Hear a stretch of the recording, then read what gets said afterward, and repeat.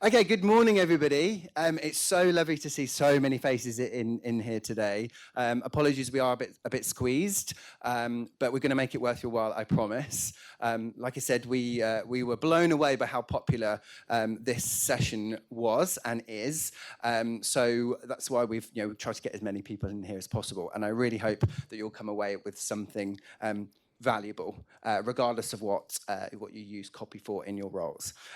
Just before I start, so just a bit of housekeeping. So thank you so much for getting here so promptly. And you saw the first time we've actually done anything in the sort of the atrium area, just to give us a bit more space. We'll also be hosting lunch down there. So once we've finished and wrapped up here, please do go down and stay for a little bit of lunch. They'll be coming from 12. And obviously you're welcome to chat to any of your fellow peers and friends you may have made, and also the Digital team as well will be on hand to talk about anything we've talked about today, but anything if you're a customer, if you want to do a bit more of a deep dive into how you're using Digital.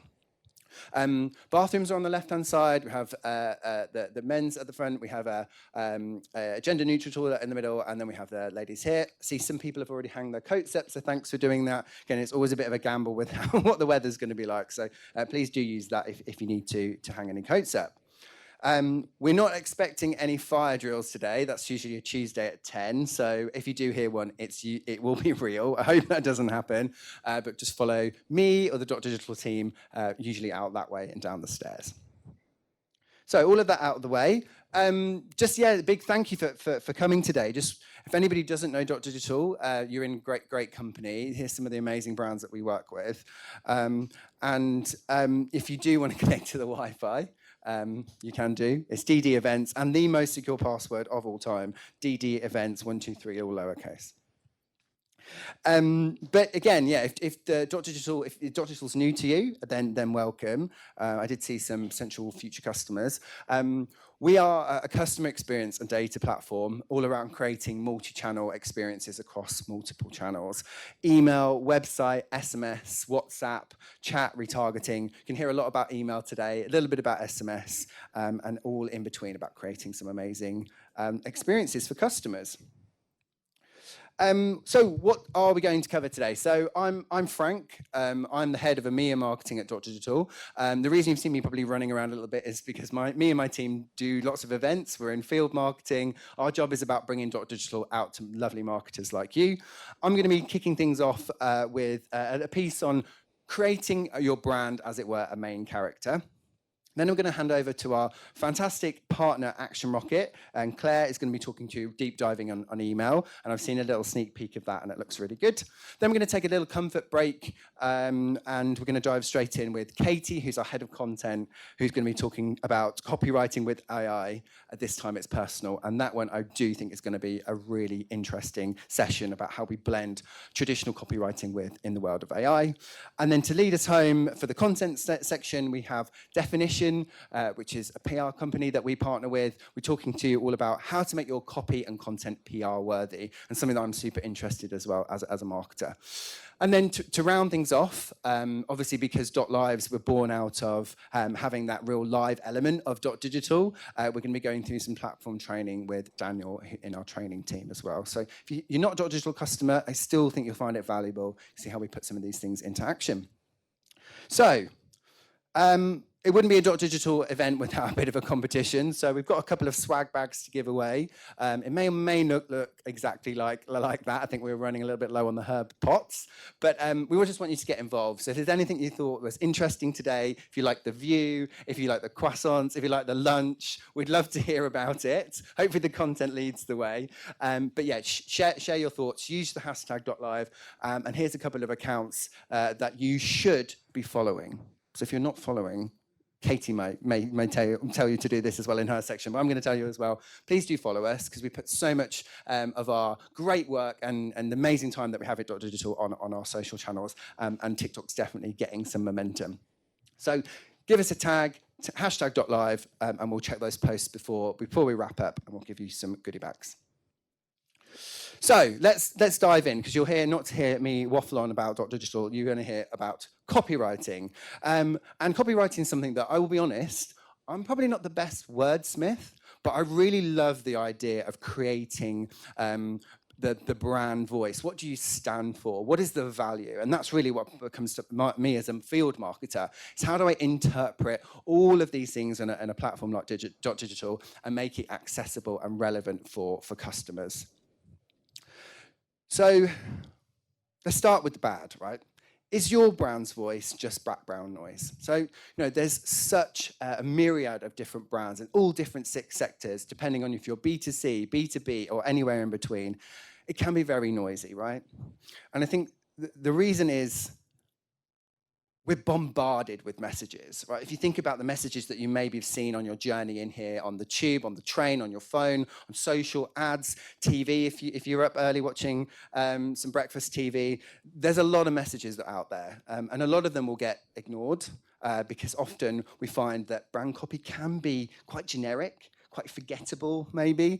Often it talks at a customer and not with them, and that's definitely thing we'll be talking about today. Because ultimately a confused customer isn't going to become a loyal one, right? It's really about connecting with your customer base and making sure that your brand resonates. So I'm going to get you to stop thinking like a marketer and start thinking about director. So bear with me here. And the analogy we've tried to put together is, how can you create your brand as a character? And what are some of those characteristics that you should be thinking about? What's the unique way they have of speaking? How do they look? How do they act? How do they dress? And it was quite a fun way to explain it in a slightly different way. Because great characters are memorable, right? They're relatable and they're consistent. And that's something that your brand can be if it's going to be successful. They build relationships with their audience. We all have our favorite character in a show, in a play, in a movie, because you've got that relationship with that audience. Your brand can do the same, but how, you may ask? But before you cast the role, we need to know who you're performing to. So who are we actually talking to? What is your customer base? How have you segmented your customer base? If you were to put your ideal customer profile on a page, who would that people be? And there'll be different subsets of that, but understanding who are we actually talking to? What do they really care about? And that's about trying to understand your customers more, listening to your customers to understand what motivates them, what makes them laugh, what makes them sad. How can we resonate with them to be most effective?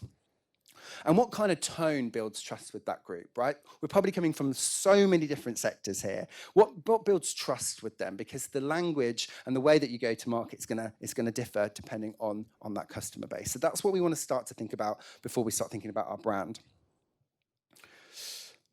But you may actually realize that if you're a Digital customer, for sure, you're sitting on lots of customer data. You're sitting on lots of actions, of first-party data, zero-party data.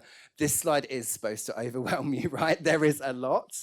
But it goes to show you can do a lot of pre-research by understanding those customer touch points. What's the average transaction value? What is the most liked video? What's of an A/B test? Is there something that stood out from the A/B test? There's actually a lot you can glean from the customer data that you have, but there's a lot, right? And that's why it's so challenging. And people can be fickle, right?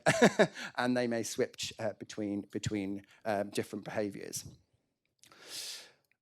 So let's start sketching our character. Let's think about, where did our character come from? What's the origin story? So what is your business trying to solve? What is it that the value that you're delivering? It may not be a straight up solution, but it could be in something that's changing someone's emotion or supporting a cause. What is it that you stand for, you're trying to solve? What's that origin story?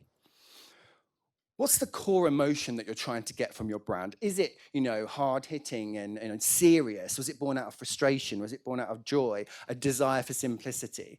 What is those character elements you can have from your brand that you can think into this main leading man or lady? And what are the beliefs? Like, what do you absolutely stand for, no matter what? What will you? It's black and white. You will do without contest. So this is going to talk about the actual character of our brand. Then we can start to move on to the look and feel. So if your character walked into a room, what would they wear? What would they be dressed as? So think about your formatting. Is it dense paragraphs? Is it hard hitting? Or is it short, punchy lines? Punctuation. Is it loads of exclamation marks, or is it a quiet, confident period? See how those things can differ and really start to tell a brand story. And what's the visual style, right? We're going to talk to you a lot about written content, but your brand is so much more than that. It's how it's perceived, how it's seen, how it's visualized. Is it bold colors? Is it minimalistic? Or is it a fusion between the two? Do you use accents more when you're trying to get home something super important? And then what does your character sound like? So what is that sort of, what's the phrases that you use? What's the sort of vernacular that you have? What words does it ban? Are there certain banned words that you have? And I'll give you a sneak peek, like there's some at Digital that we ban, because it's all about being truthful and authentic. Does it speak in metaphors? Does it ask questions? Like, what's the tone of how you're talking? How is it? Is it super simplistic and straight up, matter of fact? Or is it a little bit quirky? Dare I say a little bit cheeky? On the delivery there.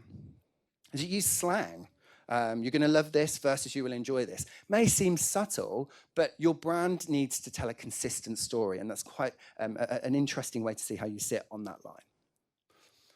So those will give you a rough outline of your brand. So our brand there's bursting through onto the scene, which is great, right? They're the foundations. There's so many more questions you can talk about, how they look, how they sound, how they act. But if you can think about that, and you think about that as a person, you can start to, as a character, you can start to adapt accordingly. But ultimately, we need to know if it's going to resonate with our audience, right? So here's some of the things you can check to see if it is going to resonate with your audience. Open rates or engagement rates is probably a better measure of engagement at the moment, like click to open. Are people clicking more, not just on your emails, but on your ads, on your videos, if you have those out? Are you getting more replies and shares and feedback? Are you engaging in more conversation across all of these channels? By making small improvements to the brand, are you getting more of a response? Is that what you want? You may not want that, but it is a sign of further engagement. Looking at the comments on your social channels, if you have them, are they becoming more positive, thoughtful, or aligning with your new voice? Is there a match being made across this new brand that you're trying to perceive and your audience base?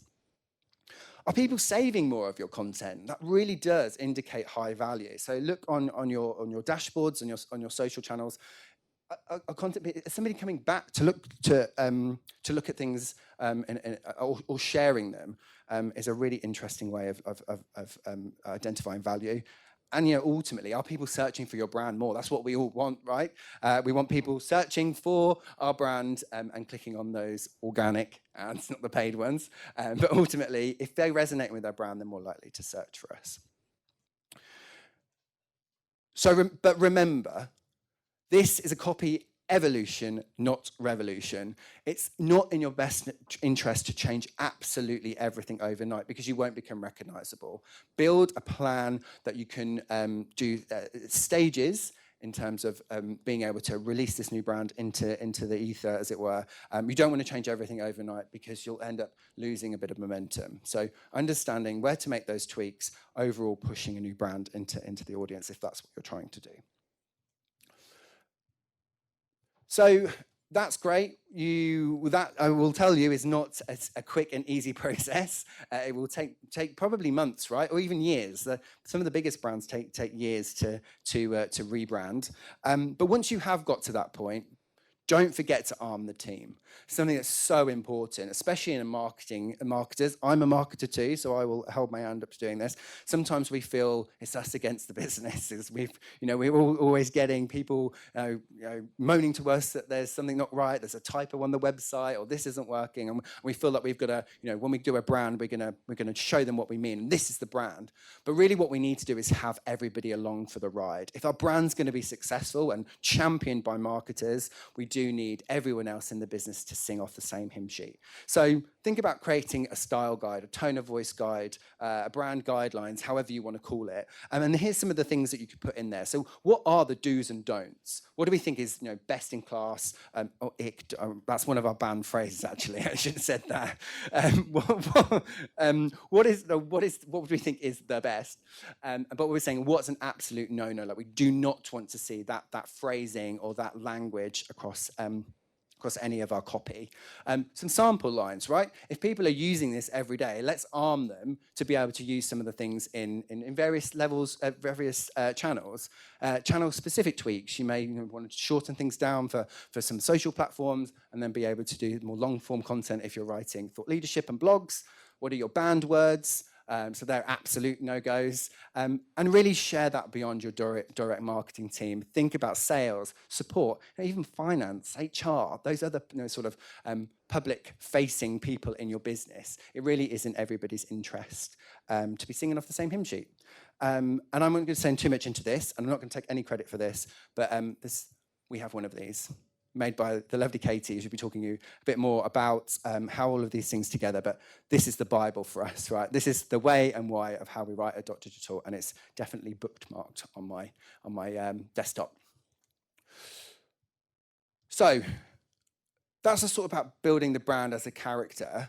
But I think there's a massive opportunity to think about actually what's the data and the value that you're getting at. What is the what? The how is a sort of the brand, how you're going to get it across, why you stand. But what is the value of what you're saying? So I'm going to take a little bit of in the second half of this session to just talk about the value proposition. So singling more into that B2B element, but a lot to learn regardless of what sector you sit in. So the power of the value proposition, really the what, it's the core promise that you're going to deliver, answers the company's what's in it for me? Why is somebody going to buy your product or engage with your service? So I'm going to start with a quote. People don't buy your widget, your app, your code, your smartphone, your insight, your expertise, your computers, your business class flights, your graphic design, or your printing. They buy how it makes them feel. And I think that's right. I see loads of things at the moment on LinkedIn, marketers LinkedIn about, sell the sizzle, not the sausage. It's like, it's not it's a thirst quenching drink. It's a trip to Nirvana. Like, it's just, it's selling how you make you feel. But it really is, when you get to a certain brand, you're engaging with them because it's how they make you feel. They may make your life easier. They may make you feel happier. Make you feel proud of what you've done. It may just, be a simple remedy to a problem that you have.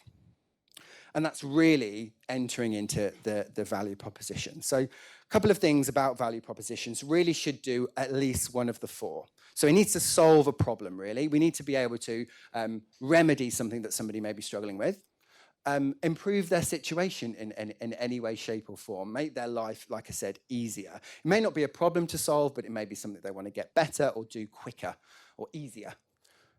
Giving them an advantage. How can you make them better than someone else? How can you outclass your competitors by empowering this person to take the next step with your product or service?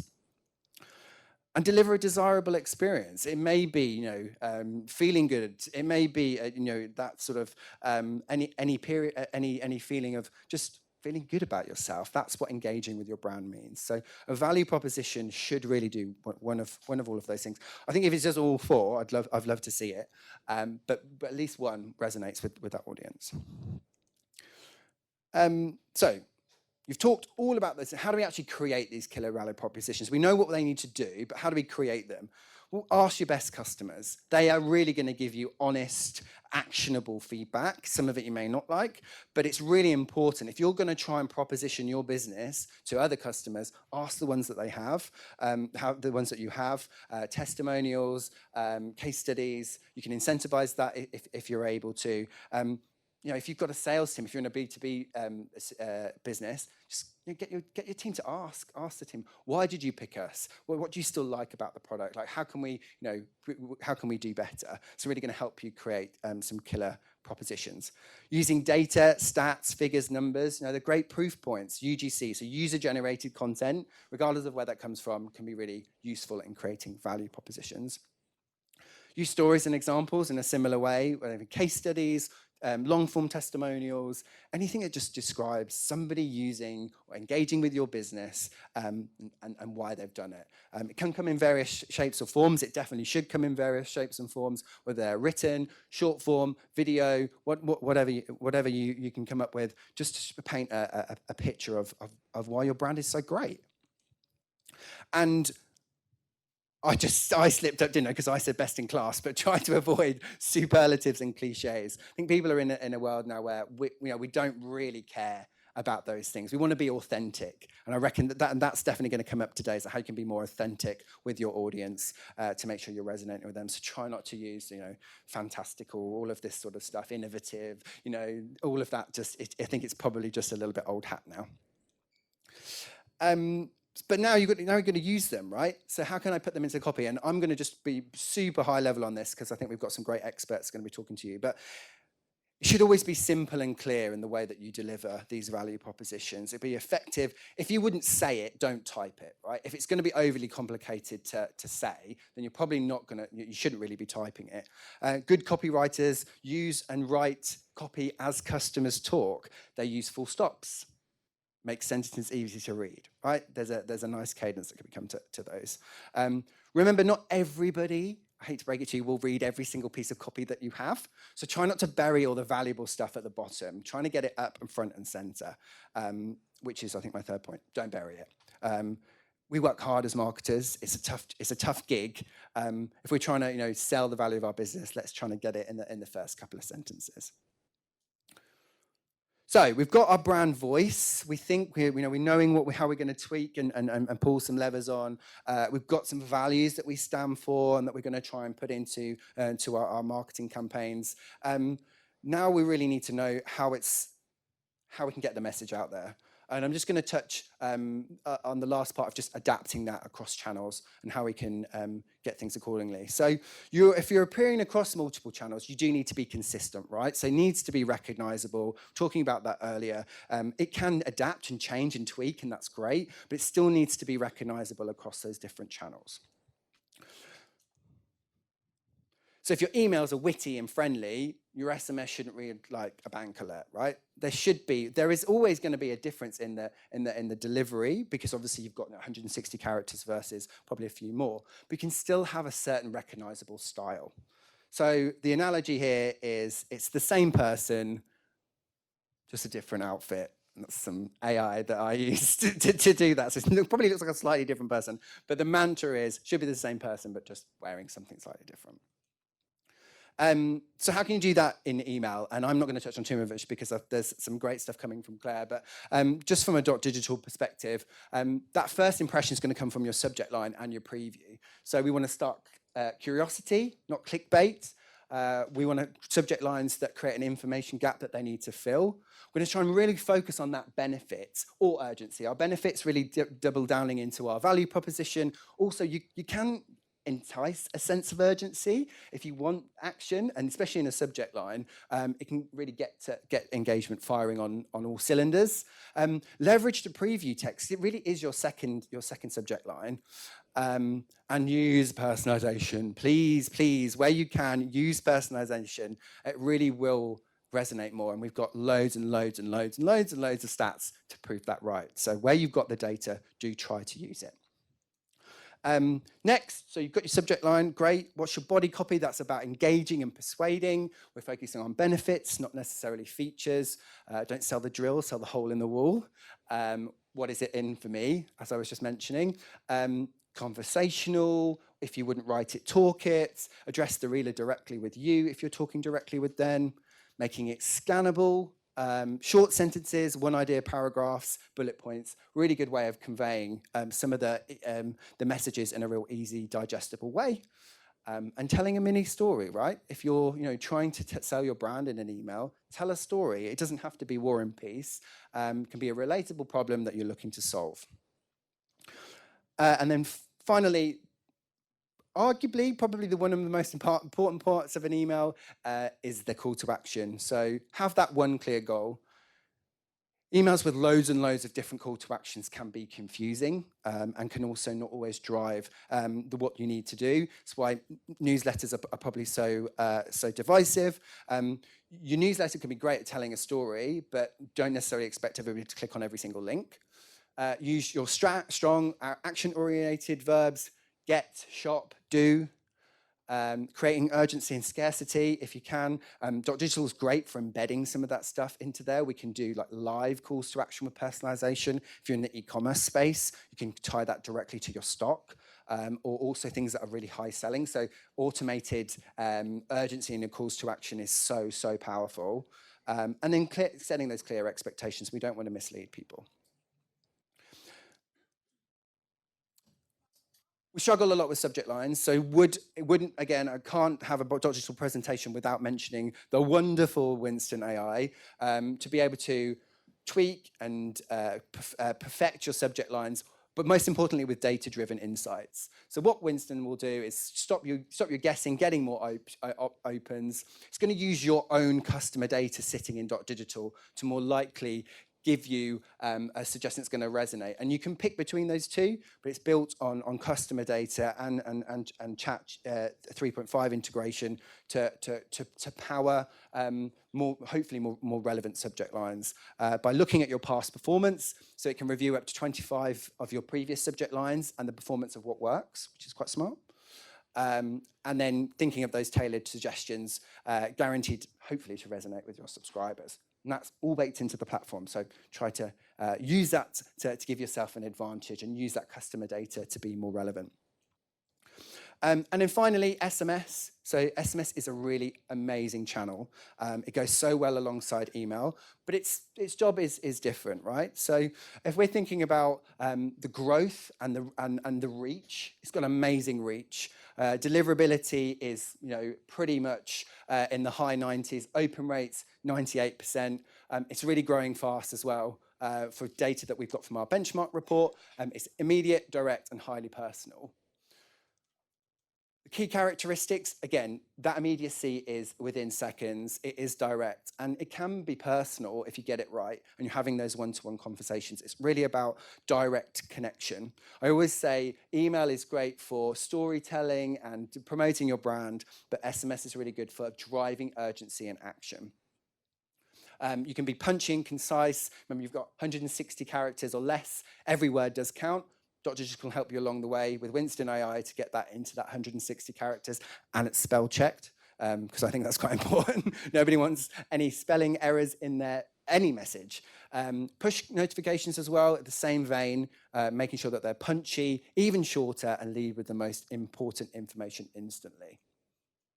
You don't have to send offers, or service requests. You can create a unique connection with your brand. And also, you don't have to send it to your entire database. You can create a VIP segment, give them that extra special sort of direct communication, because a well-timed message really does build trust and loyalty. But finally, before I wrap up, don't just stop there. We talked about email, talked about SMS. I could talk to you about all sorts, website, WhatsApp, your chatbots, whatever.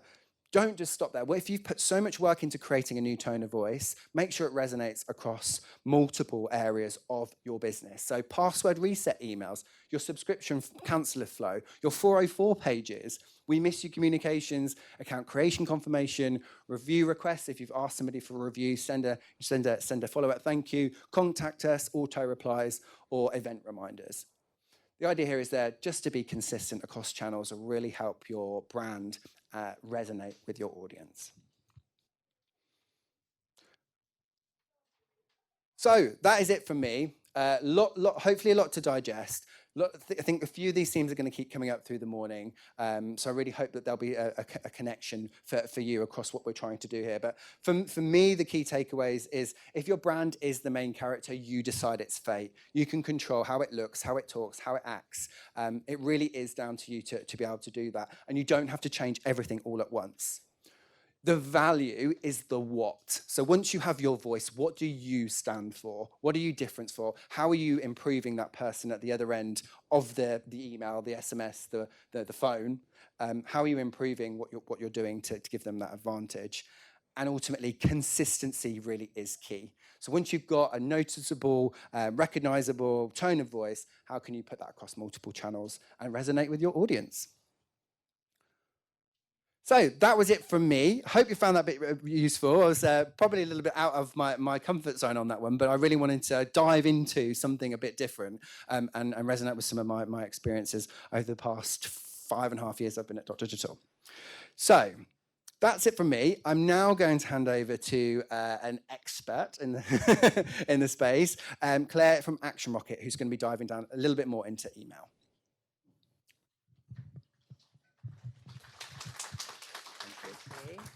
Thanks. Okay. I'm Claire. I'm head of copy at ActionRocket, and I've been a copywriter for the best part of 20 years now. So I love playing around with words. I'm much happier putting pen to paper than standing up in front of a room full of people giving a speech, for example. But yeah, I've compiled a few hints and tips that help with writing for email. So ActionRocket, we're the creative agency for CRM. So we really want to make your CRM messages as kind of interesting, as creative as possible. We work with strategy, design, copy, code. We all work together to create the best kind of emails in inboxes that we possibly can. From tax to coffee, we write all kinds of copy. And because we really we think, like, if brands love what they send, then the people receiving it are going to love it too. We're an independent agency on a mission to be more creative, because keeping things interesting keeps people interested. The agency was born for a love of email, because the founders saw a kind of a need in that space. It's a channel with loads of potential, but a lot of messages are going to waste. And it was all about kind of building the interactivity and innovation to really kind of resonate with the audience. And that still sounds true now, and we want to make those emails the best we can possibly be. But copy is such an important part, because in email without words, people won't know what to do. Email is still one of the most powerful ways that you can connect with your audience.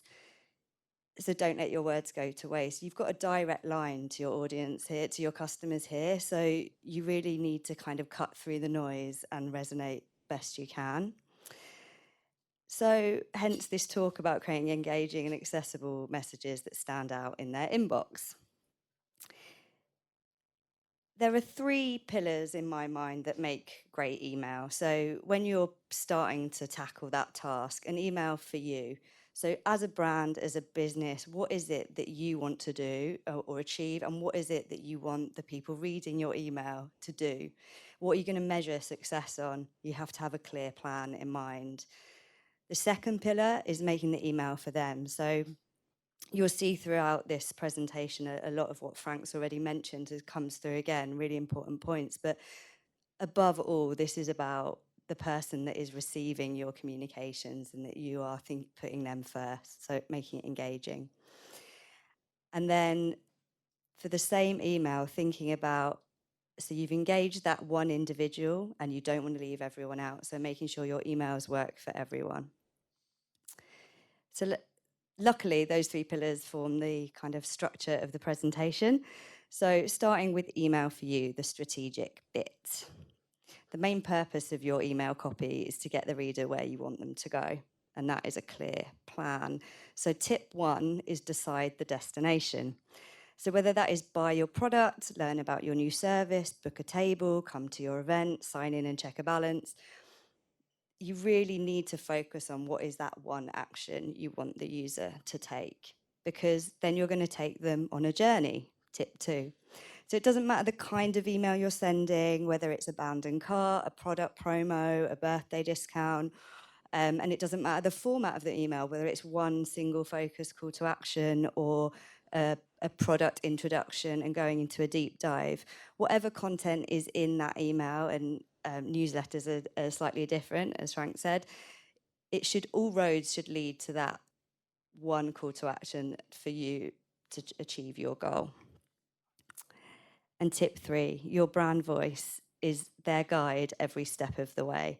So from subject line to pre-headers, right through to the microcopy at the bottom, you want to make sure that your brand voice is consistent and it's really clear that you are talking to them every step of the way. Just got a couple of examples here from an American tax company for like some banners at the top of their emails and some subject line to pre-headers, but we will go into that in a bit more detail in a bit. So that is enough about you, your brand and your business. Now you need to focus on them. So the engaging bit for the user and focus on the reader. Because email copy should make the reader feel seen, understood, and ready to act. It's all about that human insight and what data that you have. So tip 4, seriously, as I said, not about you, it's about them. Forget what you want to say and focus what's in it for them. This is the benefits bit that Frank was talking about as well. So it's actually the benefit of the benefit. What is that real human insight that's going to get them to click the button that you want them to click? So for example, if we're talking cars, a bigger engine, the benefit is that it's more powerful, but the human benefit is that confidence it gives you behind the wheel. Or if you're a fitness brand, so a stronger core, it means better posture, but it means you carry yourself with pride. That's the human benefit. Bigger storage in your home means less clutter, but actually that's more headspace. And that's the bit that's going to get the person to buy that amazing storage system. Tip 5. So again, keeping it personal, talking to that one individual and really looking at the data you have on them. Tip 5 is play around and play back the data that you have. We may have all seen our kind of Spotify Wrapped, and it's versions of that where what you know about the person you're talking to can be played back to get them to give them the most personal experience possible. We created a campaign for Pret on their loyalty scheme where we took the data of individuals, so how much they've saved over a month, and played it back to them at Christmas time to really kind of show that we knew them and get them re-engaged. But it can work in lots of different ways. Tip 6, write as if it's a one-to-one conversation. Again, we've heard a bit about this already, but it's not about talking at them. It's that they feel part of a conversation with you as a brand. Your brand voice, Frank went through, is that that should be familiar to them. It's that an old friend has popped up in their inbox to talk to them again. So write from one human to another. Keep it relevant, keep it personal. It's not a corporate announcement. It should feel like a two-way conversation to foster that relationship that you want to keep going with them. Tip 7. So back to the subject lines and pre-headers. So they are the smallest part, really, of your email, but I would say they deserve at least half of your thinking time. They have a lot of work to do. They need to capture attention, address the audience, encourage engagement, and preview what's inside. They really, really have to work hard. I've got a few examples here. And I think Frank's already shared like some tips on those already that are really useful. But just seeing those in action a little bit. So it's that sense of like, don't miss out on this offer. And you've got 48 hours before anyone else. So it's that sense of urgency and excitement to kind of get there before it's gone. Or maybe you're building excitement about a gaming launch, which we did for JagX. So it's preparing for Gridmaster coming soon, Tackle the Tiles. You're giving a sense of what they might see inside that email once they open it. And I really love this example from Nespresso, where it could have just been quite a straight, we've got a new coffee, or we've got a new suggestion of how you serve this coffee. But they've gone in with the creative idea up front in the subject line.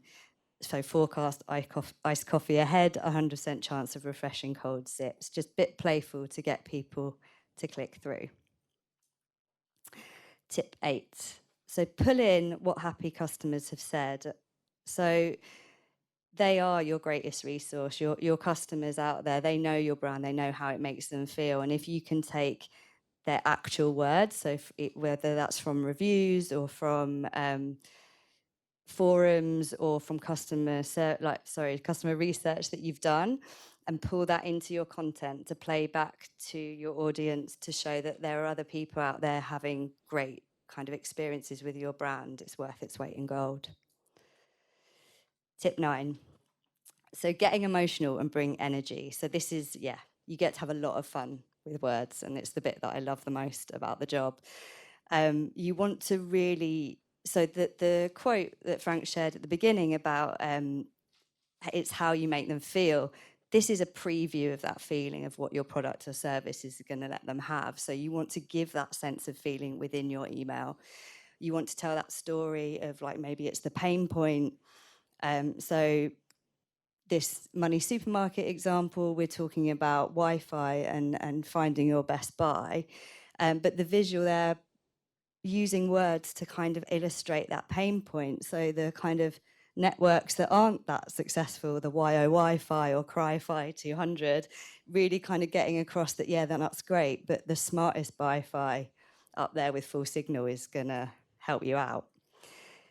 But then it's also really simple things like alliteration and rhythm in your writing. So the Gridmaster example, just reap your rewards, return to your grid. It sounds nice when you say it. It feels nice. There's a rhythm to it. And there's a really good tip that I've heard and use, is that if you're reading your writing back and all of your sentences are the same length, that is going to just have a very flat tone. It's going to feel like there's no rhythm to it. So mix it up, have long sentences, short sentences, one-word sentences are fine too, and it will just give a pace and an energy to your writing. Tip 10. So this is just making sure that you leave no stone unturned. It's that consistency that Frank talked about. It's that you surprise and delight in the details. Even if it's the unsubscribe link at the bottom, you can make your brand shine and feel friendly and human at every point. So yeah, don't just do the headlines and body copy up top. Make sure it's all the way through. So that was really focusing on the individual and making them feel like that's for them. And then what we need to do is make sure no one is left out of the messaging. So accessibility is really, really important. You don't want to alienate or leave out anyone that could be a valued customer. Email copy should remove barriers and make words work for everyone. So this is not just about disabilities, it's about just being accessible for everybody, because clear, inclusive writing, it builds trust, it strengthens brand connection, and it makes your content more effective for everybody. Also, you have to do it. Back in June, the EU Accessibility Act came in. Now, this isn't to panic everyone. If this is the first time you're hearing of it, don't worry. Like, if you need more information, we can help you with that at ActionRocket.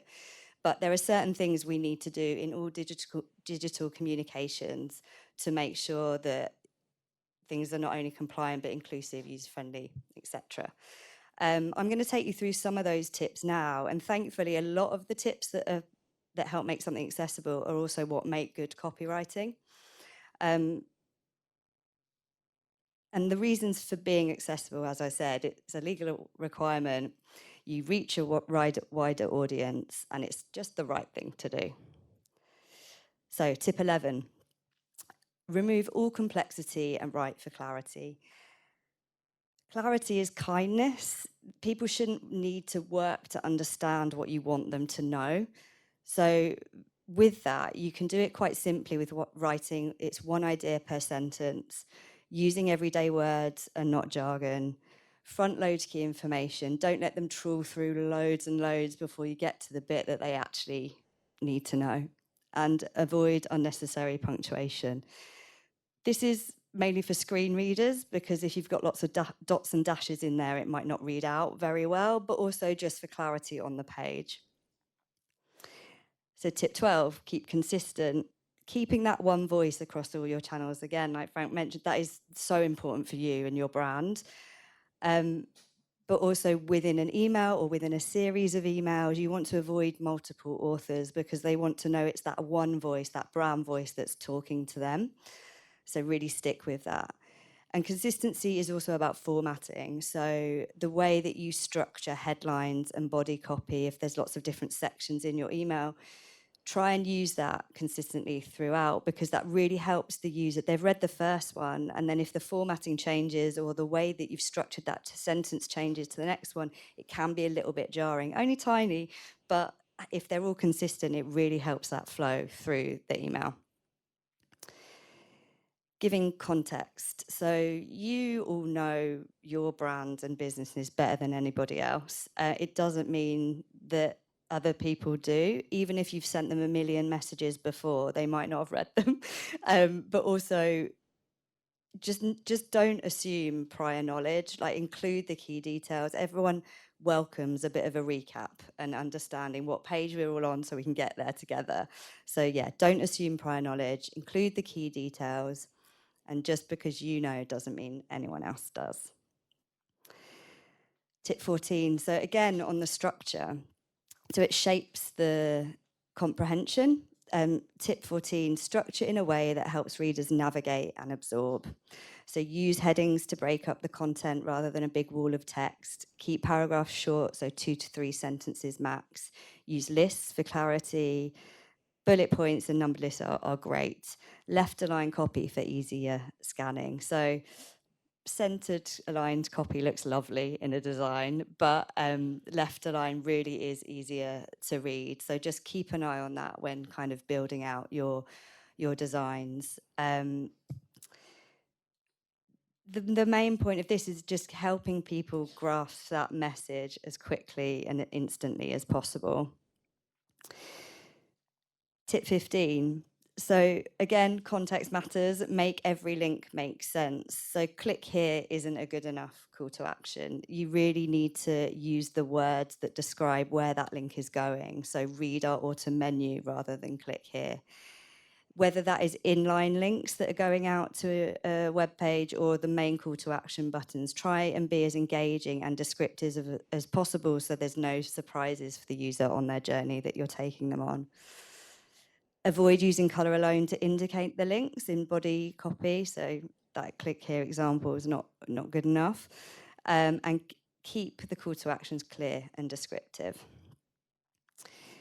Tip 16, so write for people, not personas. Again, back to Frank's point, we've got so many crossovers, which is good news. Check your own bias and be intentionally inclusive. I think, we're all guilty of thinking our experience of the world is maybe how everyone else experiences it, and we know that is not the case. So you need to make sure that you are stepping outside of yourself and what you believe, and to understand and just check that what you're writing is okay and will resonate with lots of different people. Representation builds trust, so that inclusivity in tone and visuals help everyone feel like they belong and are part of your brand. Avoid gendered, ageist, cultural bias language and speak with people, not at them. Tip 17, so this is something that gets forgotten a lot, and it's writing alt text for images, and they need to have context. So this is actually one of the kind of part of the Accessibility Act.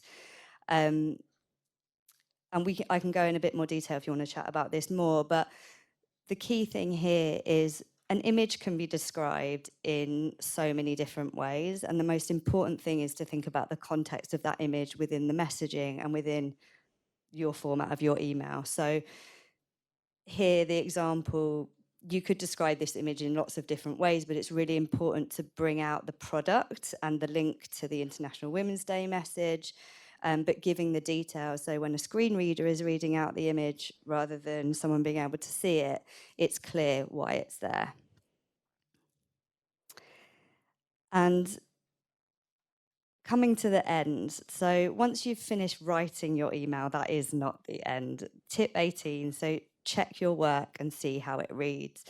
If you have the luxury of giving it the overnight test, I would come back to it in the morning. Your ideas would have settled a bit more and you can look at it with fresh eyes. We don't always have the luxury of that.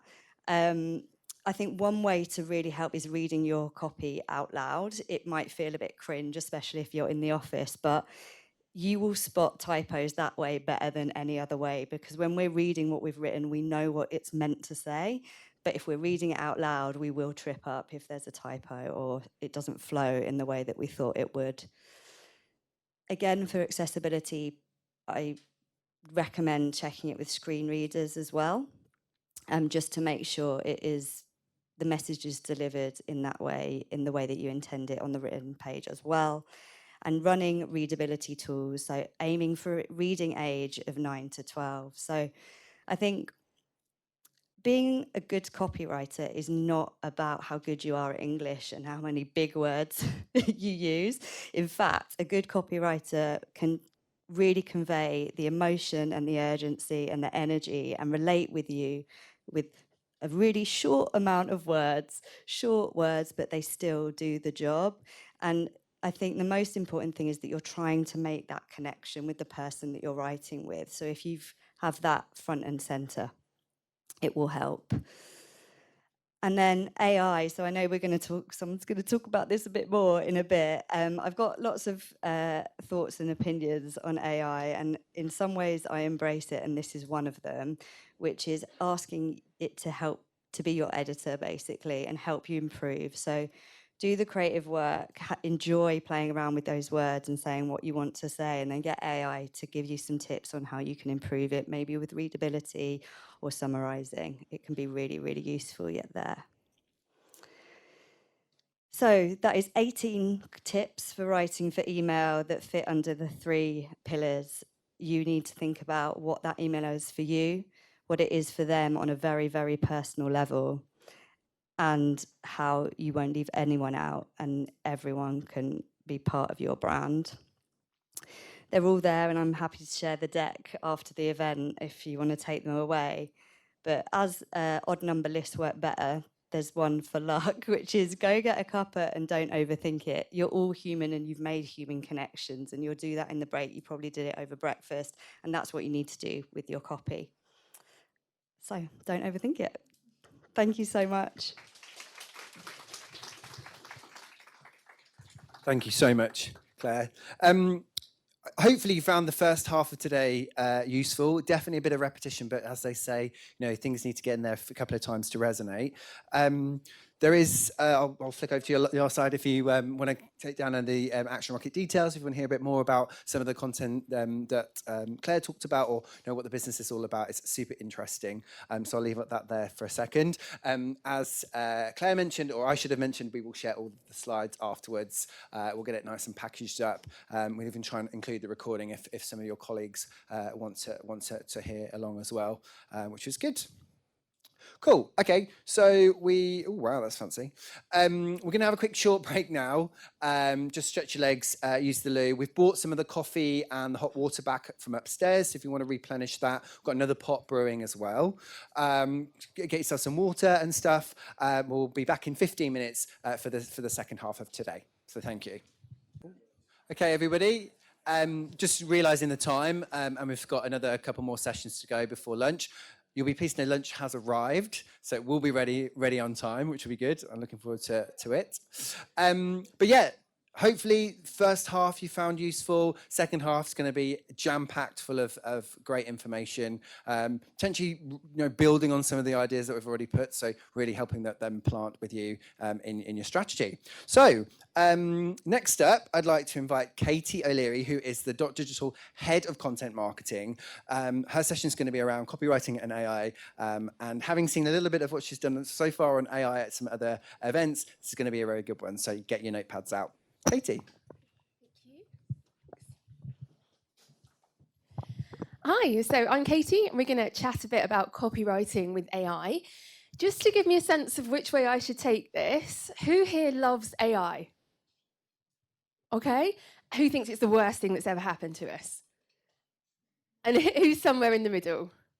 Okay, good, fine. We'll take a middle ground.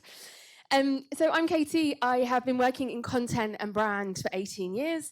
I say content because when I first started, that was marketing. There was not really much else for us to do.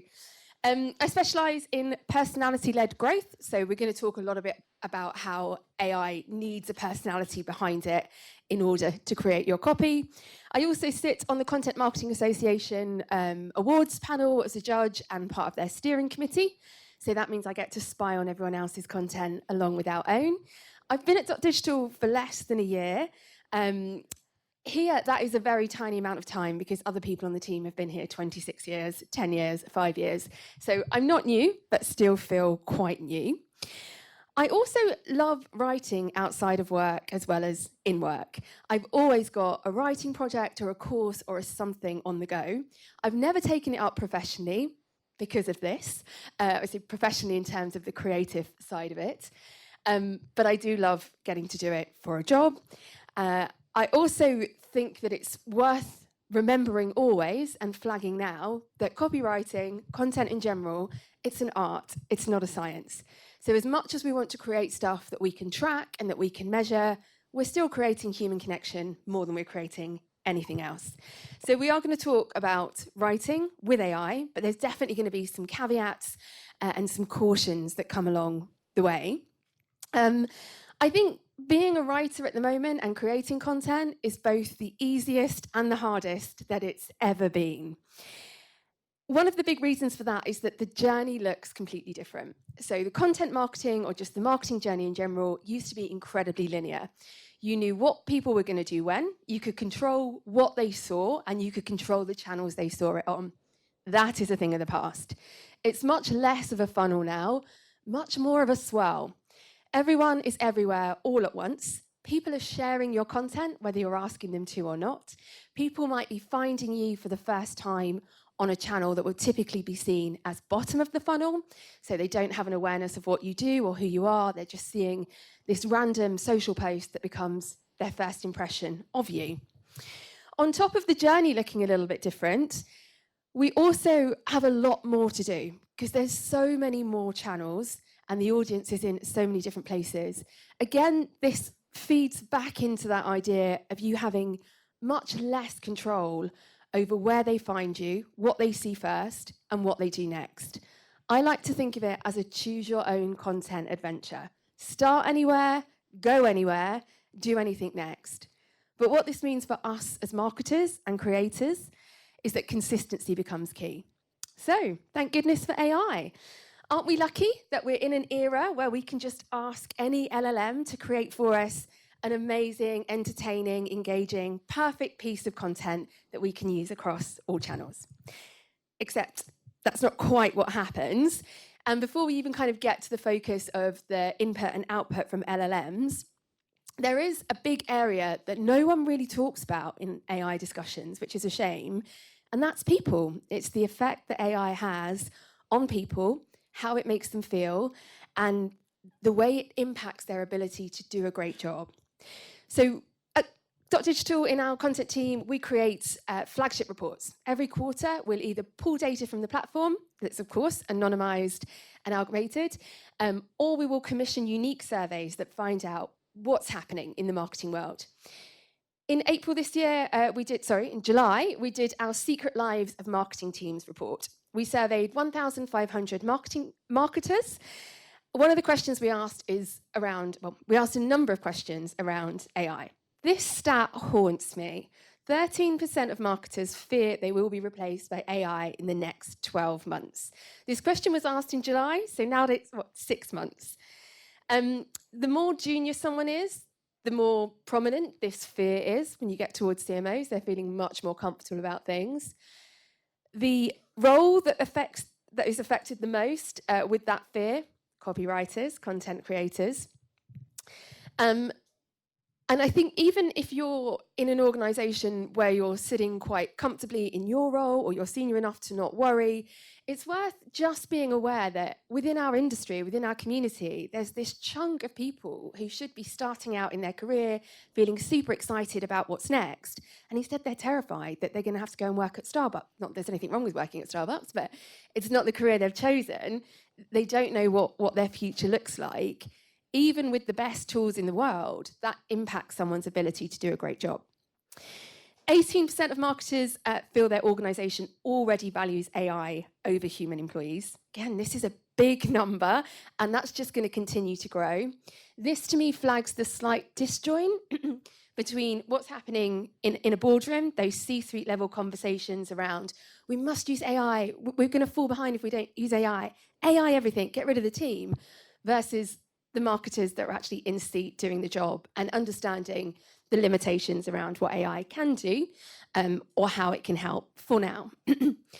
Only 4% of marketers don't think AI will impact their role at all in the next year.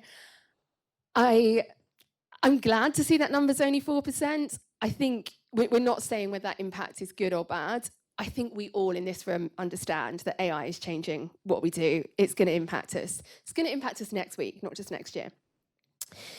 In terms of the AI landscape and where it's currently sitting, we've gone past the adoption phase. 85% of marketers are using AI tools for content creation.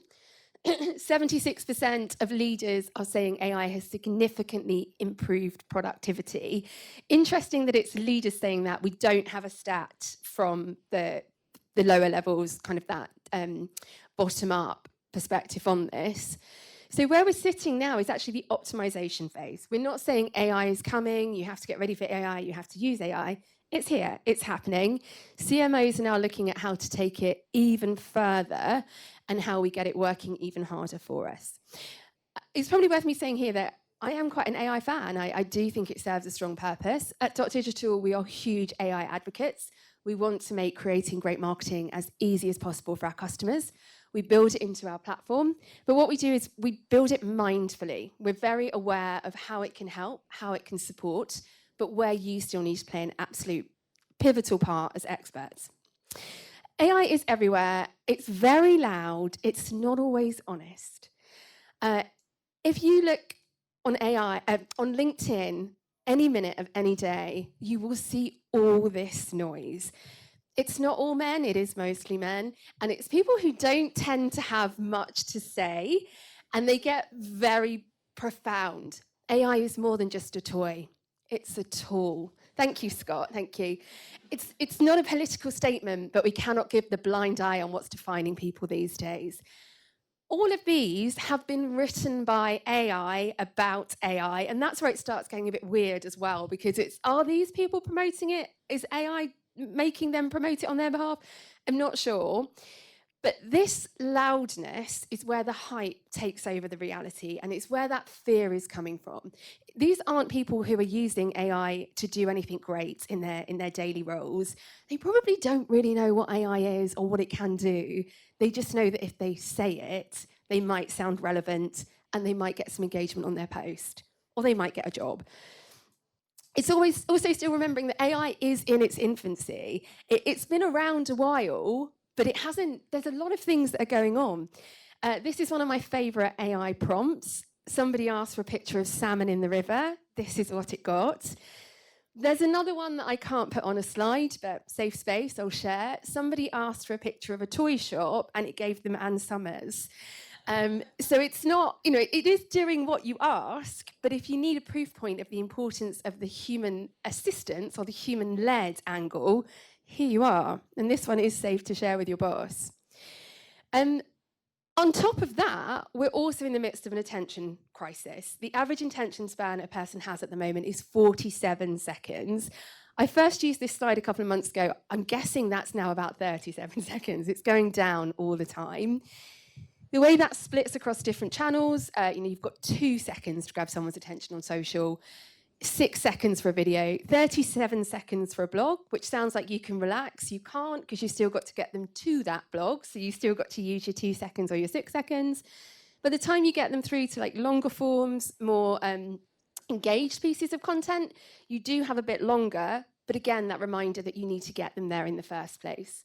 So really, you need to keep in mind this idea that you've got 2 seconds to stop someone scrolling, grab their attention, or if you've landed in their inbox, you've got a maximum of 10 seconds to make yourself a new friend. Content has to be snackable, skimmable. It has to be relevant, but it really has to be engaging. AI can help you repurpose across channels for sure, but you need to help it do that in a way that ticks that engaging box. The AI output is only as good as the person writing the prompt for it. So even if all of us were to get fired tomorrow because AI can do our job, somebody needs to tell that AI what to do. But more importantly, somebody needs to validate that what the AI does is good enough to send out into the world and is good enough to represent the brand. My perspective, it's not going to replace expertise, but it can supercharge it. And when we find the right balance, this is definitely the way that we can move forwards. So we come back to a word you've already heard quite a lot today, consistency. I would say consistency is the way that you make those 2 seconds count. Reason being, you want someone to immediately know that that post is from you. It's from your brand. There's a familiarity to it. There's a kind of clear line between whatever piece of content they're seeing and the content that you've done before, your website, your emails, even the way your team speak and the way your sales guys send their emails. We create our consistent approach through our ways and whys of working, which is known familiar in-house as our WAWO framework. Frank kind of hinted at this a little bit earlier. Once you've kind of created your guidelines, once you know why you write, always start with the why, as Simon Sinek will tell us, you can from there really create a strong framework that helps your AI prompts. Think about what makes you uniquely you as a brand and as a marketing team, but also why your audience care about that. So whatever unique perspective you might choose for yourself, it has to be something that then goes on to resonate. The way that we've designed this for Digital is to create this concept of M to M, marketer to marketer. We're marketers talking to marketers. We're not a business talking to a business. And the same as you'll see a lot around H to H marketing being human to human, P to P being person to person. I hope we never see AI to H marketing of AI to human, because that would just be quite sad. From a Digital perspective, we do really think about what our audience need from us. So we have the pleasure, also the curse, of marketing to marketers. You know all the tricks. We can't really hide anything. We have to lean into authenticity. So we have this strong set of content principles that we use to guide all the content we create, to guide the reasons behind deciding what we do, and to decide what we don't do. So this helps us say no as much as it helps us say yes. If anybody would like a copy of our ways and whys of writing, I'm more than happy to share. So just let me know. I'm not here to gatekeep. There's no secrets in there.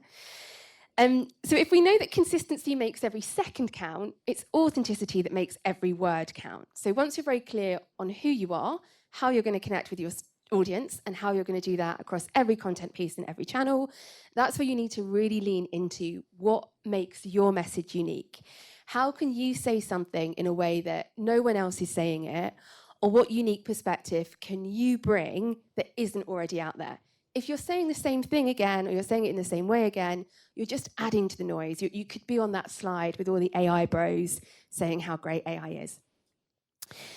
Generic AI outputs are on par with a very low-level agency, one that you're just paying a very few pounds to a month to keep something ticking over, or an intern on their first day.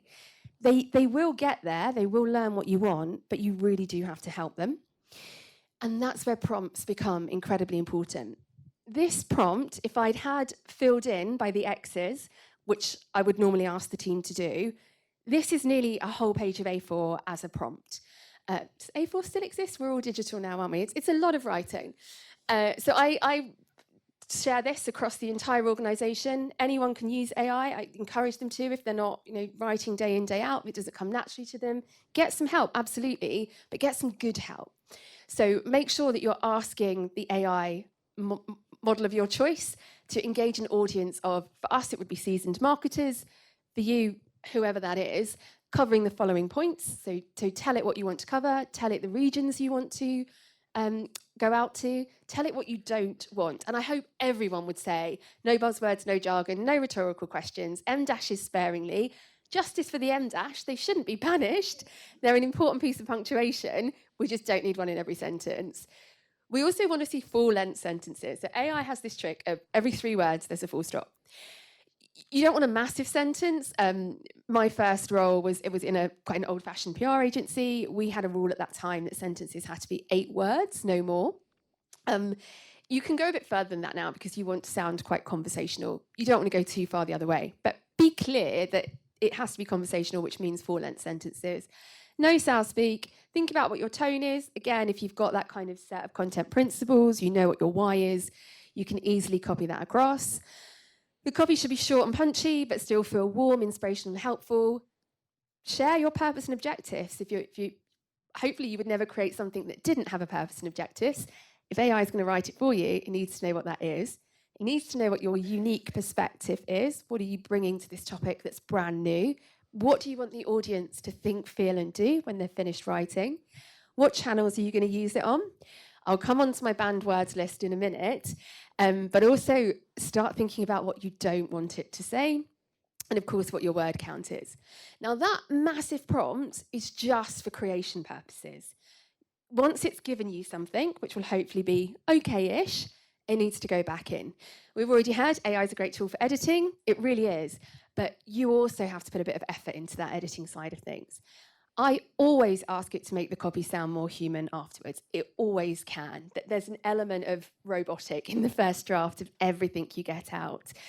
I'll ask it again to remove buzzwords because it will sneak some in. And then I'll test it. I'll ask it to tell me, so we're outside of the copy editing now, we're at the proof points. Let me know how this particular piece of copy is meeting the objectives I've asked you to create. And then I'll ask them to give me the audience perspective on it. AI has some behavioural psychology built into it. So yeah, let's get it to tell us what's going to happen from the other side when someone reads this. Again, you don't finish there. So that now hopefully gives you a fairly strong piece of content. You still have some work to do. We'll come on to that. This is just a snapshot of this is all featured in the Ways and Whys of Writing doc that we have. You will immediately be thinking of the words that your organisation cannot stop using. I don't want to call any teams out, but it is always the sales team.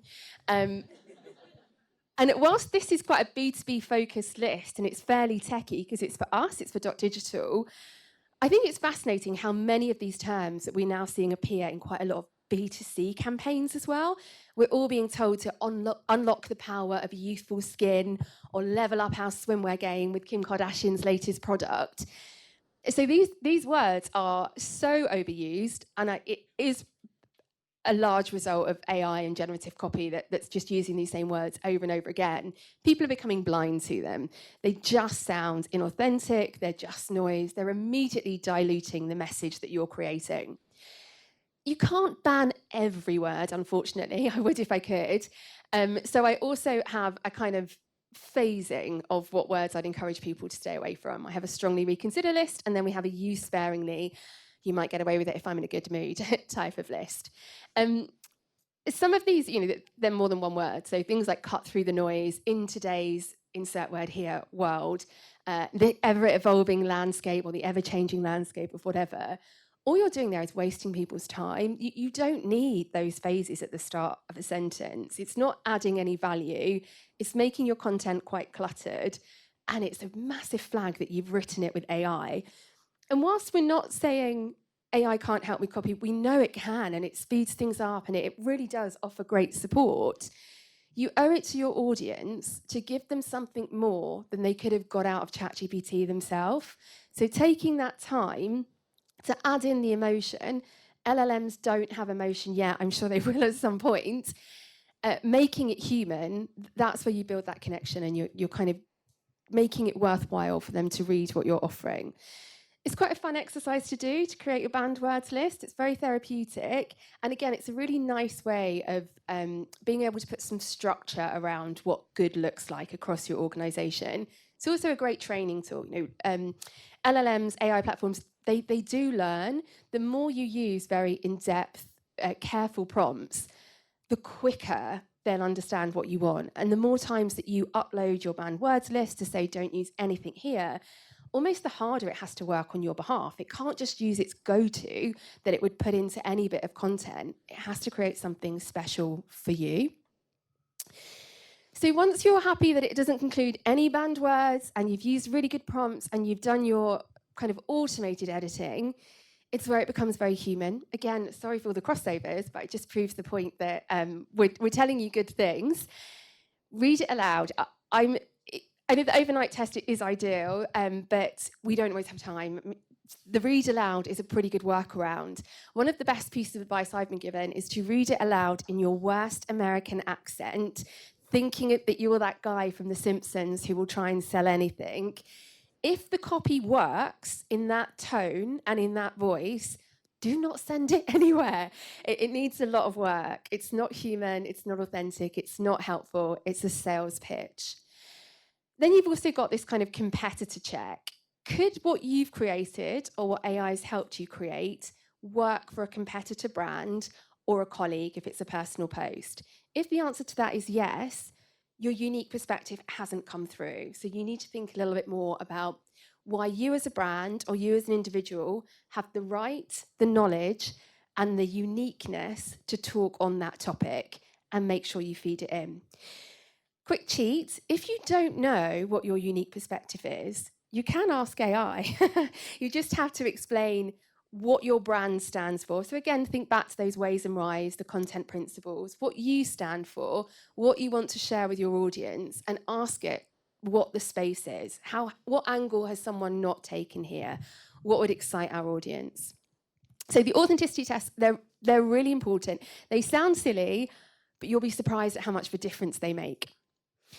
So we've talked about consistency making every second count. You immediately know something's come from a particular brand if it's all consistent.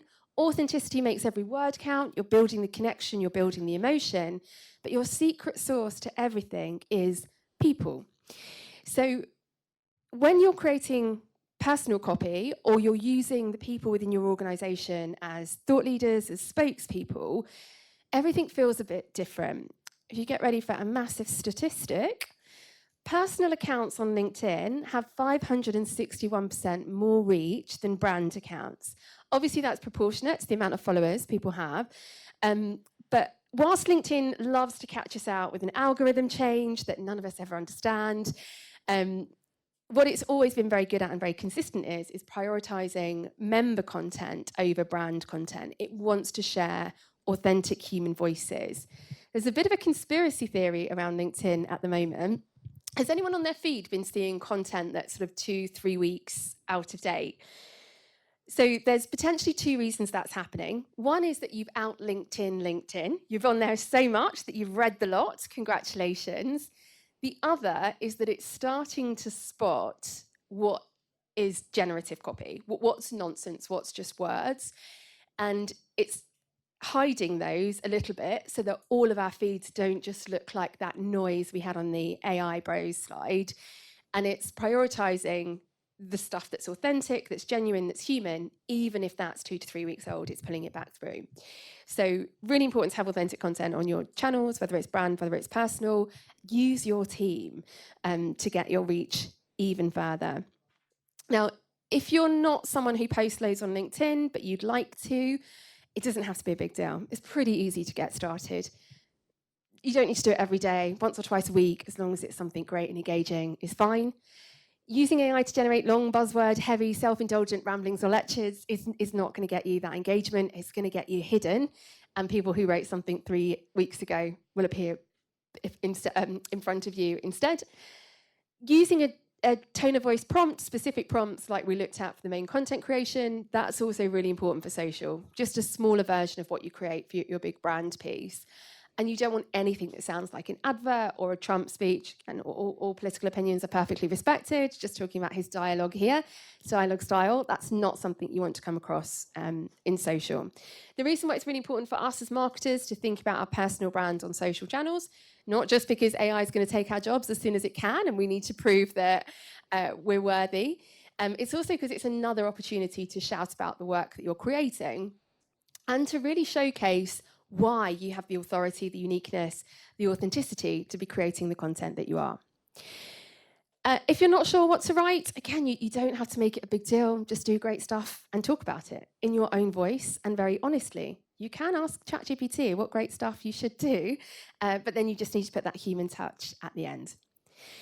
A few handy hints, again, I won't read them all out now, we will share the slides with you, but my absolute favourite piece of social media advice ever is to remember that you're not competing with competitors, you're competing with pictures of puppies and people who say things like, I don't usually do this on LinkedIn, but I have just had a baby and here he is. So you do have to sound very fun and very authentic and very you. It is a bit of a weird time in the content world. On one hand, we've got this huge opportunity within content. We know that it's an area of marketing that all brands want. Personal content, personal branding is playing a huge part in the way that marketing is moving forwards. Organisations like Duolingo are now offering such a huge salary for their social media manager, the one that was kind of very famous in terms of doing the work with the owl and kind of building that brand personality, has recently left, and they're offering close to $1 million for that replacement. OpenAI, the owners of ChatGPT, are offering salaries of over $1 million for a head of CEO content and a content strategist. I am hoping to hear back any day now. But just to show that those organizations who pride themselves on telling you to use AI to create your content are paying huge amounts of money for content specialists. On the other hand, we've got 32% of marketers telling us that within the next 12 months, organizations will favor employees with strong AI skills. This doesn't mean that they won't want experts as well.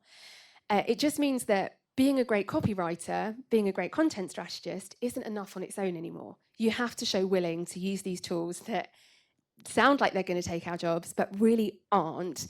You have to be able to use them well. And most importantly, you have to show your organization how they can scale, how they can raise the bar in terms of quality and consistency across the whole organization by using these amazing tools that you as a marketer or a content specialist get to claim ownership of, with things like creating your own ways and whys of writing, content principles, creation prompts, and editing prompts. Back to that kind of how is it making people feel? This is something that none of us should ignore. Whether you're someone very senior in your organization or you're more junior and you're keen to work your way up, this idea of having a safe space at work allows creativity to thrive. You're not going to get any great ideas if people are sitting at their desk terrified about getting fired tomorrow. Have conversations about AI, whether you're someone who's in a senior position who can start them, or whether you're somebody who's a little bit more junior. Take that opportunity to showcase how you're using AI tools and how you can help the rest of the organization catch up. These points are all in our Secret Lives of Marketing Team's flagship report, which is on the resources section of .digital that you can download. So when it comes to AI, my advice is to embrace it, talk about it, train it, scale with it, but stay accountable for the output. It can't do your work. It can only help you do more. And then, of course, edit it. Do visit the resources section, download our flagship reports. We'll also follow up with a reading list just on the back of today's sessions. We've got some blogs on the EU Accessibility Act. We've got some blogs on creating great subject lines. And we'll work with our speakers today to make sure that you've got lots of nice content to dive into when you get back to your office. And that's it. We're not doing questions now, are we? No, but I'll be around if anyone needs anything. And do let me know if you'd like to see our ways and whys. I'm happy to share. Thank you so much, Katie. We definitely do questions offline. There's another saying I need to get in. I'm conscious of time and want to make sure that we can get our last sessions, two sessions, done and dusted before lunch. So thanks so much, Katie. I still find that super interesting. AI is not going anywhere. Just so looking how we can work with it, not against it, is always good to hear. So for our final guest presentation today, I'm going to invite Anna and Mike from Definition, PR agency, who are going to talk to us about making your content and copy PR worthy. Just bear with us a second, so we're just going to switch devices. But yeah, welcome Anna and Mike.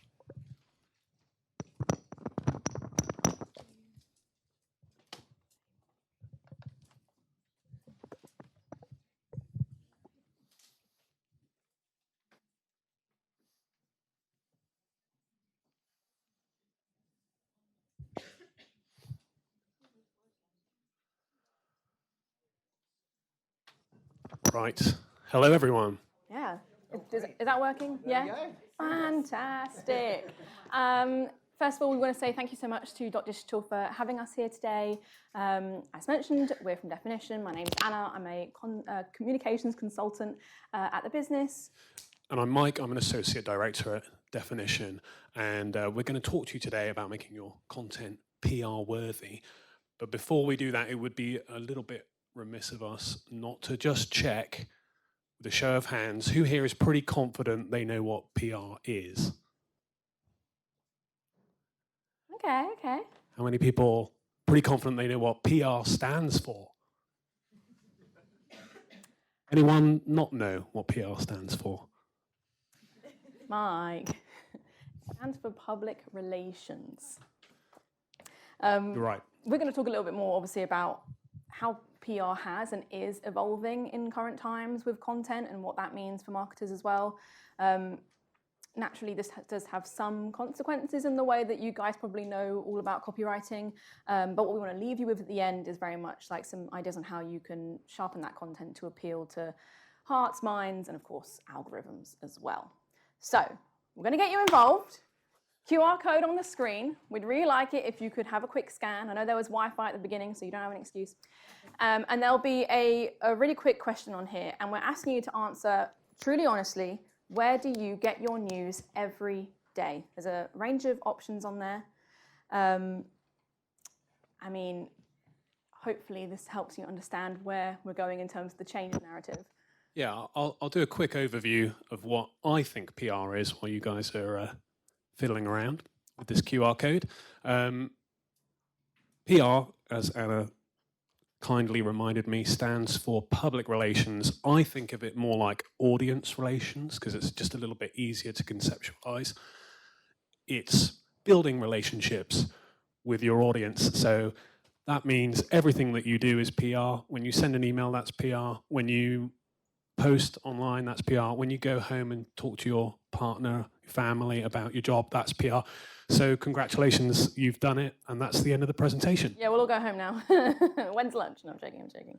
So typically, people think of PR and marketing as two sides of the same coin. Marketing, as you all know, is very direct. It's promotional, and it's typically paid for.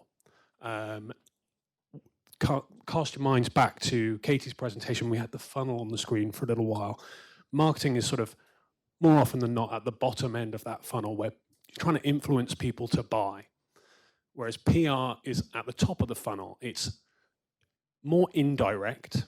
It's earned rather than paid for. And what you're trying to do is influence awareness and the esteem with which people hold your company. And the way you do that is you try and leverage your content and get it into these kinds of places. I think the results that we're seeing already, thank you all for engaging with that, really prove kind of the point a little bit in that, I mean, number one, social media. And we expected this to happen because obviously news is such a broad range now. It's not just watching BBC at 6 o'clock at the end of the day. It's the websites, it's where those news outlets are appearing on social, whether that's you're looking at BBC News on TikTok or you're seeing other content creators talk about news in a way that's more nuanced, or we can talk about bias, but I mean, they're in a bit of a shady situation right there at the moment anyway. Obviously, the physical newspaper, we got 4 people. That's pretty good going. I mean, look, paper's not dead yet. But it's very much still a medium that gets picked up. Obviously, there's a lot of like free newspapers that you can get on your commute in the way to and from London. So that's obviously something that people will look at. Obviously, TV news is still really important. Podcasts are very much on the rise when it comes to news. Things like, you know, newscasts is obviously a really popular one at the moment. There's a real range of areas and touch points that PR forms into.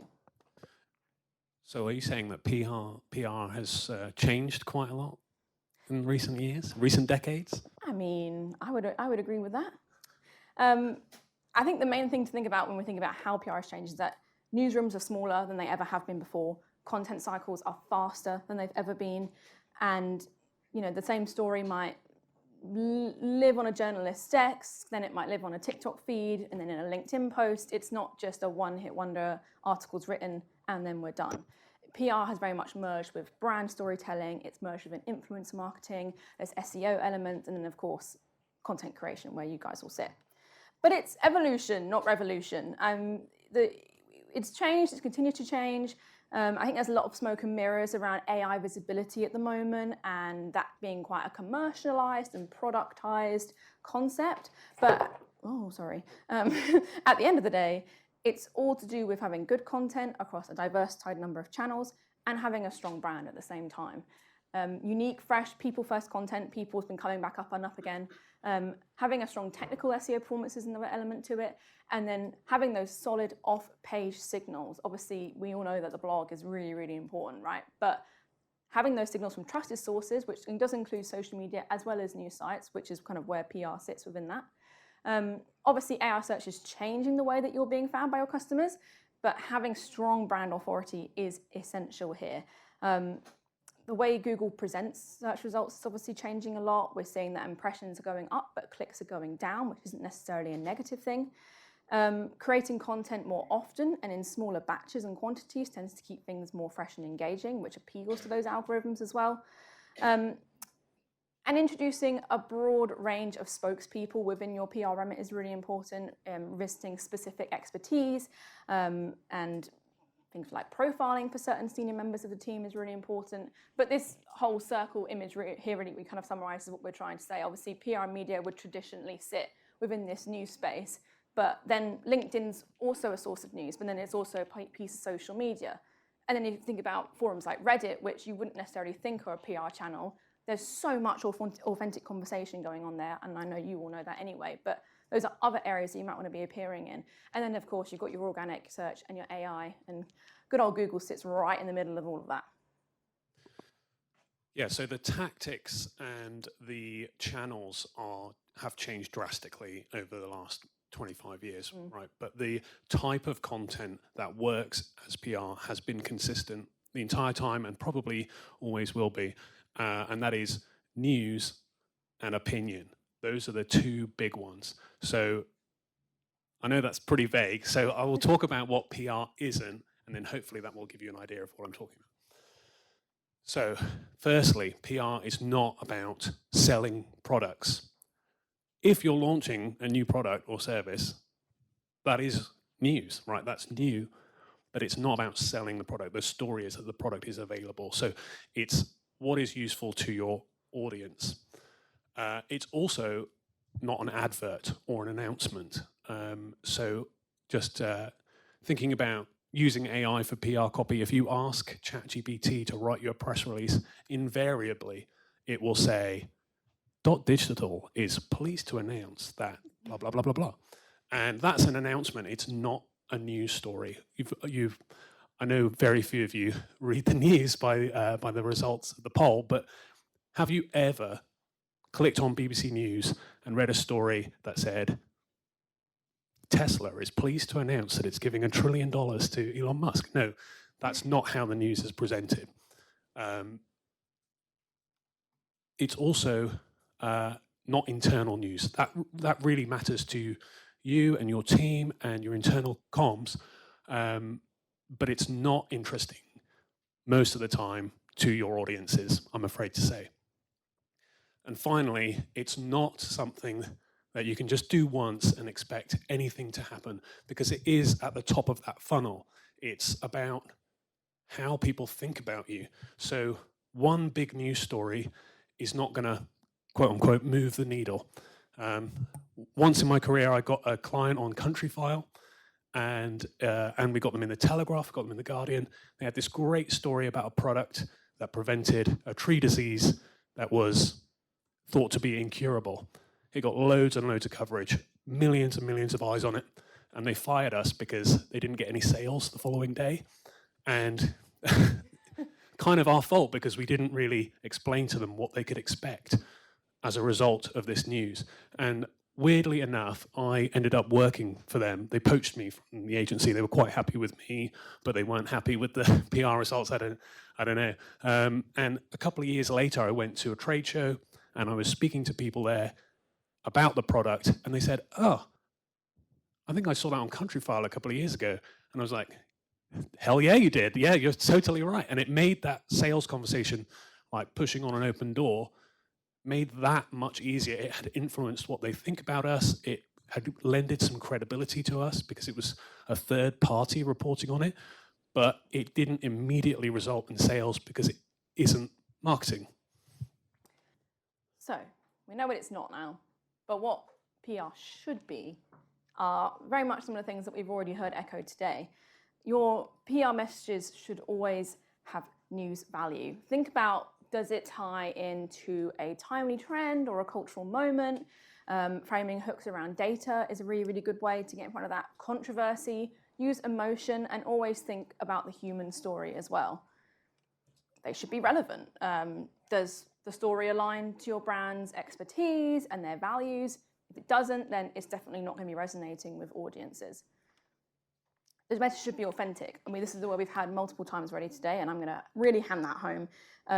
Messages that feel brand right but aren't salesy, as Mike's already kind of alluded to there with that example with Countryfile, are what are going to land with audiences and then resonate for years to come.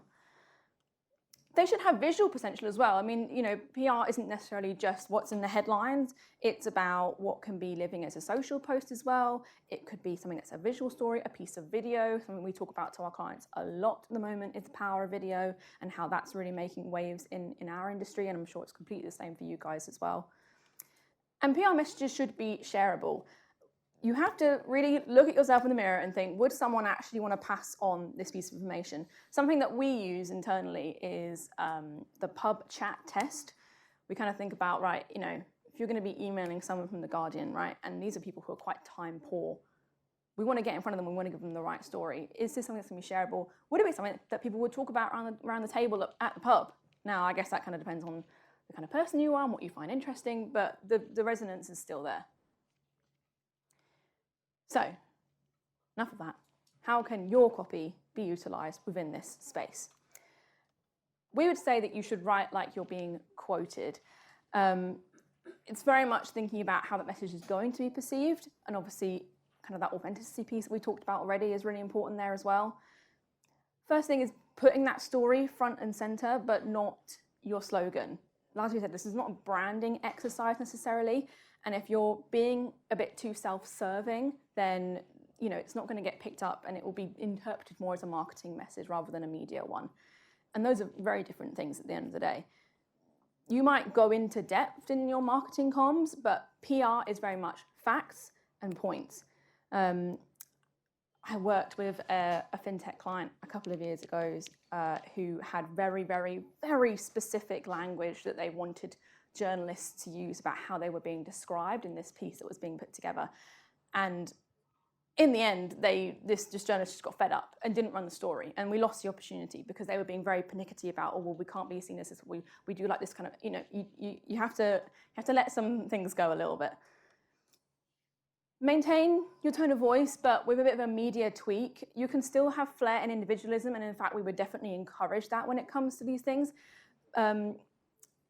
It needs to be personable, because at the end of the day, even if we're in B2B, B2B audiences and that kind of thing, you're still talking to a person. Push your spokespeople to really go big or go home. I always think about that meme from, I think it's Real Housewives, where she goes, "It's my opinion!" But that really is what we're trying to say. Have an opinion. Don't just regurgitate what everyone else is already talking about. You need to think about what's actually going to be cutting through. And actually, this is one thing where there's a balance that has to be struck, obviously, but the more controversial the opinion is, the more news value it has. So obviously, you don't want to go to an extreme place. You don't want to go to a place that's going to compromise your brand in any way. But when it's if it's an industry issue and one of your SMEs has an opinion that's different to the rest of the industry, that is gold. That's what you're looking for. So you're looking for something that's like a little bit out there. Kill your darlings, keep it simple, stick to the facts, cut the fat where you can. You know, some of the things that were mentioned today about that kind of AI drawl that you can see at the beginning of copy sometimes, we don't want any of that. You need to get right to the point. As I've said, journalists are extremely time poor people. There used to be a heavy weight in terms of journalists, and then PRs was lighter. In the last decade, that has seriously switched the other way. There are way less journalists. You know, newsrooms are cutting back on their teams, but there's way more of us. So we are constantly competing for their attention in their inbox, and you know, very much the same with marketing. That subject line has to hit through, otherwise they're not going to read what we're going to send them. Yeah, a practical point on that. The way journalists edit press releases that come into them is they edit from the bottom. So if it's too long, they take out the last paragraph, the next last paragraph, which means that in terms of news, it's because the way people read news, right? So what people do when they read news is they read the headline and move on, or they read the headline and go, oh, okay, I'll read the first couple of lines. That's how people read, and if they're really interested, they go all the way to the bottom. So that's the way journalists edit, which means when you're presenting news, the headline is the most important thing. The first paragraph has to contain the entire story, and then the rest of it is just elaborating. You know, who you are, what you do, your quote, all of that comes after, keeping it really simple at the top. And then yeah, use AI, but and don't worry about it too much. We are a business that use AI. I think we're one of, if not the first UK comms agency to have our own proprietary AI tool. We really pride ourselves on that. It's changed the way that we work, it's changed the way everyone's worked, right? And we do use AI when we're working, but it's always with that human touch. Again, it comes back to that whole point of, just make sure you check it before you send anything, because a journalist will sniff out an AI headline like a bloodhound at the end of the day. Yeah, I was just going to say our AI tool is great because it compliments me all the time. Likes all of my ideas. Cool. So, with all those things in mind, we want to play a game. I've got 3 headlines from 3 leading news outlets that I'm going to show you. And I've got one that is the actual headline, and I've got one which is a bit of a marketing version. And we want you to try and pick out the rat, or the right one, wherever you want to do it. We'll say vote for the right one. Yeah, hands up for the right one. Yeah, hands up. We'll read them out and then... Yeah. So this is from The Guardian. These are all headlines from the last couple of days as well. First one, removing CO2 from the atmosphere, vital to avoid catastrophic tipping point, leading scientist says. Or, what you need to know about the race to remove CO2 from the air. So hands up if you think the real Guardian headline is the first one. Yeah? And hands up if you think if it's the second one. Okay, a couple of people didn't raise their hands at all. Very non-committal. Guys, get involved, come on. It's the top one. This is the correct headline. This is very much to the point. We've got the stories there. You don't really need to read on if you don't want to. And also the very vital part of this is leading scientist says. We've got an authoritative voice who's backing up this claim. So as a reader, you know exactly like, okay, so removing CO2 is vital to word. Yep, okay, that makes sense to me. Leading scientist, okay, so we know it's real, right? This is a bit, what you need to know. Just tell me what I need to know. Get to the point. Yeah, that's very much the messaging. Next one, this is from The Times. With UK unemployment at a 5% high, here's why workforce resilience matters more than ever. Or, UK unemployment rises to 5%, highest level since pandemic. Number 1. Okay. Number 2. Oh, you got it, guys. Guys, you're learning, yay! And also, backing up what Katie said, justice for the M dash, right? M dash is being used. M dash is it's a piece of punctuation, and they are used within news and journalism all the time. Okay, this shouldn't just be a big AI. Again, this is too long. Way too long. This is the fact. Highest level since pandemic really puts the point home about why this is important and why you should care as a reader. Yeah, it's too long, and it's also trying to do something completely different. Like this one is like bait. It's like, come and engage with my post. Yeah. I'm not going to tell you what's in it. You've got to click. Whereas this one is like, we know you're not going to read this. This is what you need to know. And this is more effective in PR, believe it or not. And then finally, we've got The Telegraph. First one, understanding sugar, what's in a can of Coke and how it impacts your body. Or what drinking a can of Coke does to your body. I actually don't know. Which one's which? I mean, I know what Coke does to your body. It's, Okay, who picks number 1? Okay, and number 2? It is number 2. I think, again, it's the length, right? I think this is always a key determining. Understanding sugar, we don't, what's in a can of Coke and how it impacts your body would have been a better headline. But obviously, what drinking a can of Coke does to your body is very much telling the reader, like, if you click into this article, this is what you're going to learn. It's going to get straight to the point about, well, we know that, sugar's obviously in the news right now with the new HFSS regulation and why there's like no free refills on the hot chocolate in Morrison's anymore, gutting. So people want to know why this is happening and also what it means for them in terms of their health as well. So hopefully that hammers the kind of messaging home we're trying to put across today. It's just about really skip to the facts. Yeah, cut the fat where you can and just make your copy as relevant and informative to audiences as possible, especially if you're sending it across to a journalist in an email. They just want to know what is the problem, why it matters now, and what readers need to know to resolve said problem. Exactly, and the type of content that works, news and opinion. News and opinion. That's all you need to know. That's basically, I mean, that is us done, actually. I was going to say that's basically us done. It is us done. But thanks for listening. Thanks again, Dot Digital, for having us. And yeah, if you have any questions, we'll be around.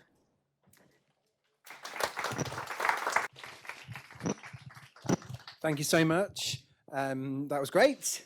I love a bit of audience participation as well. So we're coming up to our final session now. Just going to take a 5-minute break just because we've got to change devices again. So if you do need the loo, now's the time. Daniel's going to just take you through some Digital insight training. So if you use the platform, super, super valuable. And if you've got time for questions, we'll do that. And then we will announce our winner of our social competition, and it'll be lunchtime. So let's see you in 5.